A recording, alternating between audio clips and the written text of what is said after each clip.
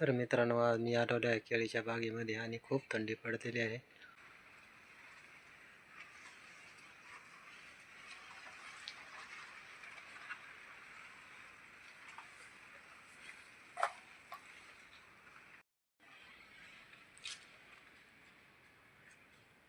हे पहा, असे झालेले आहे केळी, झालेले मोठाले.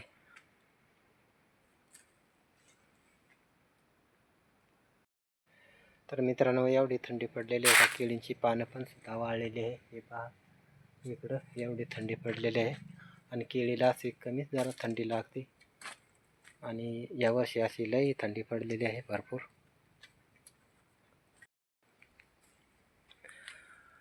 हे पहा, असं तंगोस लावल्यामुळं त्याला लाकड पण लावा लागत नाही. आता जुन्या काळामध्ये असं 2 लाकडं लावायला लागत होते, पण आता लाकडं पण लावायला लागत नाही आणि असे केळ पण पडत नाही तंगोस लावल्यामुळे. आणि इकडे लावलेले आहे पट्टे. हे पहा, असे पट्टे लावलेले आहे.